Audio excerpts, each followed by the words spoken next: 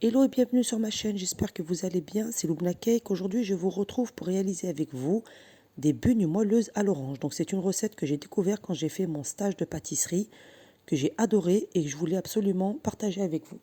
Donc on va déjà commencer par préparer la masse orange. Vous allez utiliser 175 g de jus d'orange et 125 g d'œufs. Donc cette masse orange, on va la séparer en 3 fois, donc je vous expliquerai après. Donc déjà dans un bol, vous allez mettre les œufs, vous allez les fouetter légèrement et vous allez ajouter le jus d'orange que j'ai pressé. Je vous conseille d'utiliser du pulco à l'orange parce que c'est un peu plus acide et vous aurez un peu plus le goût de l'orange dans les bugnes. Donc moi comme c'était des oranges fraîches qui étaient bien mûres, donc du coup j'avais pas trop le goût de l'orange, mais utiliser du pulco c'est beaucoup mieux. Donc vous allez mélanger tout d'abord les œufs, ensuite vous allez ajouter le jus d'orange et vous allez mélanger. Donc vous fouettez bien et ensuite on va séparer cette masse orange en 3 fois parce qu'on va l'incorporer en 3 fois. Donc on va incorporer une première partie avec 75 g, une deuxième partie avec 175 g et une dernière partie avec 50 g.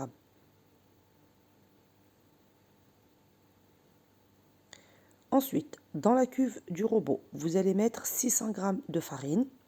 Vous allez utiliser également 10 g de levure fraîche et 100 g de beurre mou. Donc c'est important que le beurre soit bien mou, qu'il s'incorpore bien à la pâte.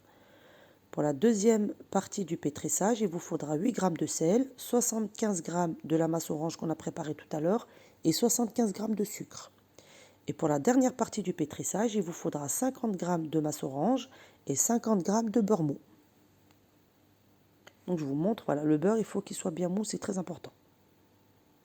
Donc on y va pour la première partie. Donc dans la cuve du robot, j'ai mis la farine, j'y ajoute la levure fraîche et le beurre mou. Et ensuite, vous terminez avec la première partie de la masse orange. Vous allez utiliser le crochet du robot et on va venir travailler la pâte pendant 5 minutes en vitesse 1, donc vitesse lente. La première partie, c'est juste pour bien mélanger tous les premiers ingrédients qu'on a mis dans la farine.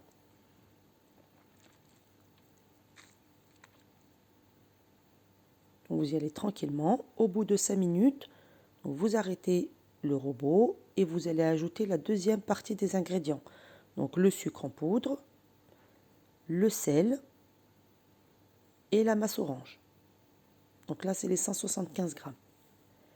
Et on remet à pétrir encore 5 minutes en vitesse 2. Et à la moitié du temps, vous allez monter la vitesse en vitesse 3. Et vous allez laisser pétrir tranquillement. Donc moi, je mets 5 minutes, ça peut être 5, 6, 7 minutes, tout dépend des robots, du pétrissage de chaque robot. C'est pas pareil à chaque fois. Donc là, j'ai terminé, donc j'ai laissé 6 minutes du coup en vitesse 3. Donc j'ai commencé en vitesse 2, ensuite j'ai terminé en vitesse 3. Et là, on va incorporer la troisième partie des ingrédients, donc le beurre et la masse orange. Donc la masse orange, ça n'a pas filmé, je ne sais pas pourquoi, mais j'ai bien mis la dernière partie de masse orange avec le beurre. Et ensuite, on va faire un troisième pétrissage, 5 à 6 minutes toujours. On commence en vitesse 2 et à la moitié du temps, on passe en vitesse 3 ou 4. Donc il faut vraiment que la pâte soit bien pétrie, que le beurre soit bien incorporé à la pâte. Donc à la moitié du temps, j'arrête le robot et j'ai corné les bords de la cuve. Donc n'hésitez pas à corner de temps en temps pour que tous les ingrédients soient bien mélangés, qu'on ait un bon mélange bien homogène, que le beurre ne reste pas collé sur les parois du robot. Voilà, donc au bout de 6 minutes, donc j'ai rebaissé la vitesse et voilà ce que vous obtenez. Donc une belle pâte qui est bien souple, bien lisse et bien mélangée.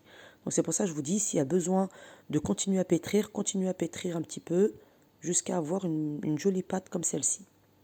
Vous voyez, il n'y a plus rien qui est resté collé sur la cuve du robot. Donc c'est que tout a bien été mélangé.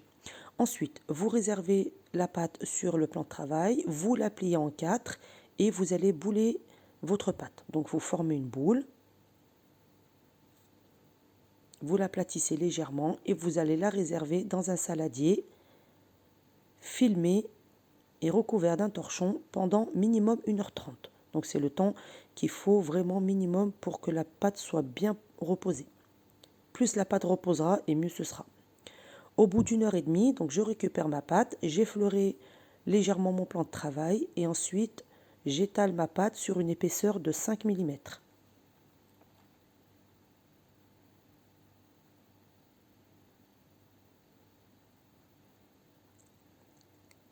Donc vous l'étalez bien régulièrement, vous essayez de faire la même épaisseur de partout. Donc vous voyez la pâte quand vous la manipulez, elle est très souple, elle est très lisse.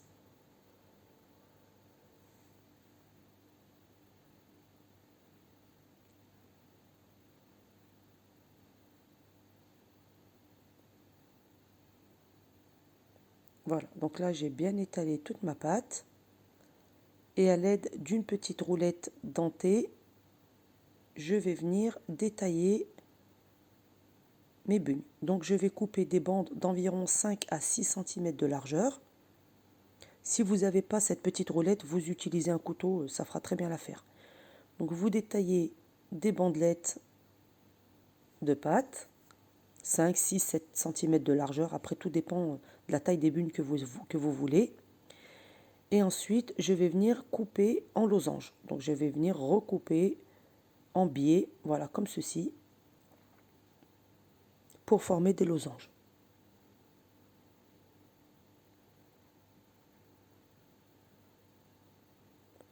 Donc toutes les petites chutes qui vont rester, vous les mettez de côté, vous allez les rassembler après et vous terminerez de faire vos bugnes. Vous ne les jetez pas, vous les gardez. Une fois que j'ai coupé mes losanges, je vais venir inciser au milieu de chaque losange. Voilà.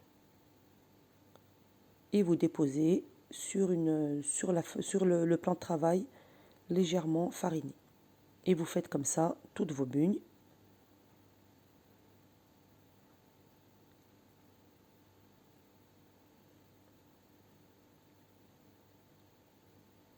Donc là, la pâte, je ne vais pas la laisser comme ça. Après, je vais former une espèce de petite fleur avant la cuisson. Voilà. Donc c'est pour ça que j'incise au milieu. Donc vous allez faire comme ça toute votre pâte. Je vous en montre une ou deux. Donc vous coupez bien en biais et vous incisez au milieu.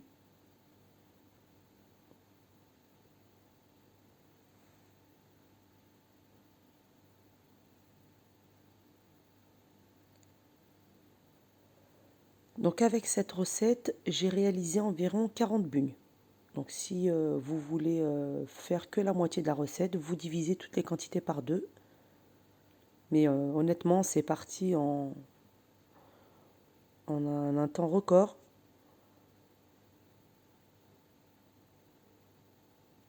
C'est des bugnes qui sont très moelleuses et vraiment très très bonnes. Vous verrez, là on sent pas trop le goût de l'orange parce que j'ai mis des oranges fraîches. Mais je vous dis vraiment utiliser du pulco à l'orange, vous verrez que le résultat ne sera que meilleur.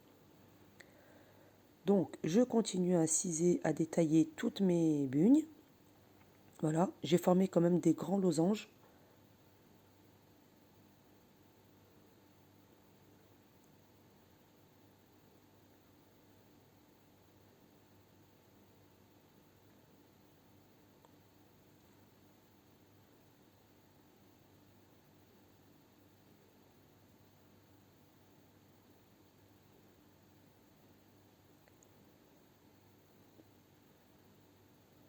Donc faites toute votre pâte, découpez toutes vos bugnes.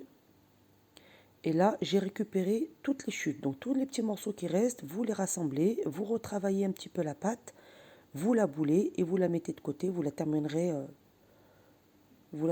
plus tard. Vous la laissez poser le temps de cuire tout le reste de vos bugnes et vous finirez ensuite de détailler les chutes. Donc là, voilà, j'ai terminé toutes mes bugnes. Ça, c'est les chutes que j'ai récupérées tout à l'heure. Et donc, j'ai préparé un bain d'huile. Donc, dans une casserole ou dans une friteuse, vous mettez de l'huile, vous la laissez bien bien chauffer. Donc, moi, j'ai mis à 8 sur ma plaque à induction. Vraiment bien la faire chauffer. Et maintenant, je vais venir former, comme je vous disais, des petits... je vais venir former mes bugnes. Je ne vais pas les laisser comme ça. Vous pouvez les frire comme ça, il n'y a pas de problème.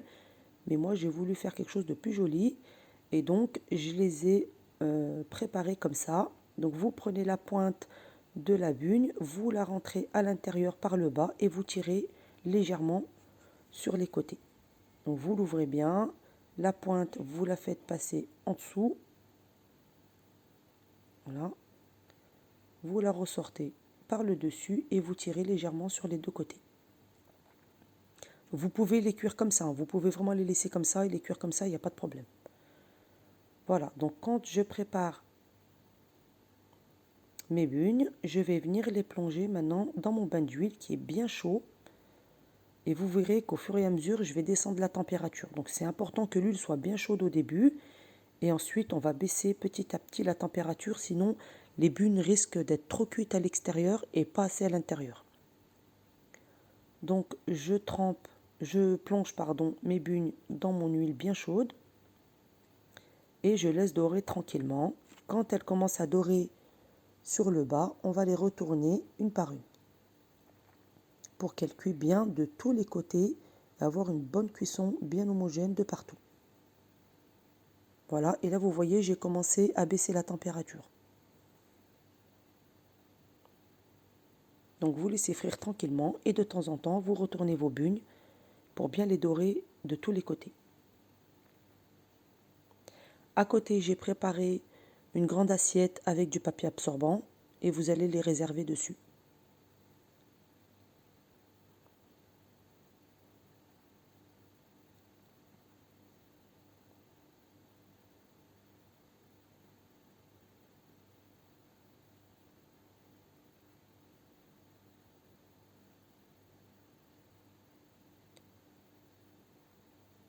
Voilà, donc vous voyez que les bugnes commencent à bien dorer.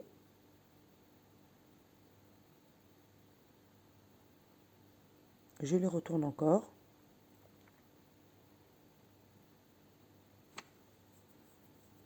Et maintenant, je les réserve sur le papier cuisson.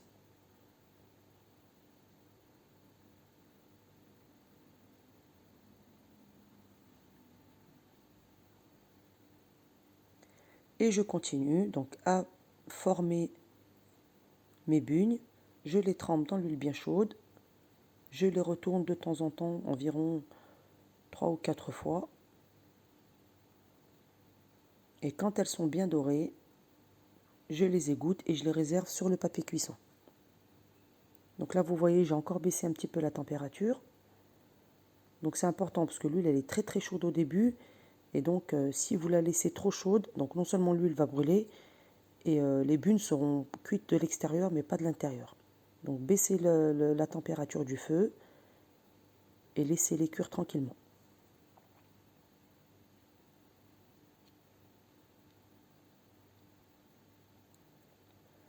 Donc vous allez laisser cuire comme ça toutes vos bugnes, vous allez faire toutes vos bugnes, vous allez finir d'étaler la pâte qui restait, les chutes qui restaient de tout à l'heure. Donc moi j'ai fini de les étaler, de les détailler et de les cuire.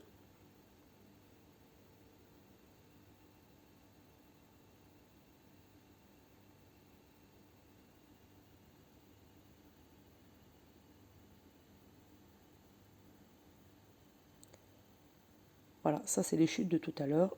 J'ai terminé de les préparer et de les faire frire. Donc voilà, j'ai terminé de cuire mes bugnes, elles sont prêtes. Donc maintenant il ne vous reste plus qu'à les déguster chaudes ou froides. Chaudes c'est meilleur. Donc moi je les ai dégustées avec du sucre glace. Donc j'ai tamisé du sucre glace par-dessus. Vous pouvez les manger avec de la pâte à tartiner, du chocolat, du miel. Vraiment vous pouvez les manger avec ce que vous voulez. Donc vous voyez elles sont bien moelleuses à l'intérieur. Elles sont super bonnes, vraiment, elles sont trop bonnes. Je vous conseille de les utiliser, de les essayer. Donc voilà, idéal pour un goûter.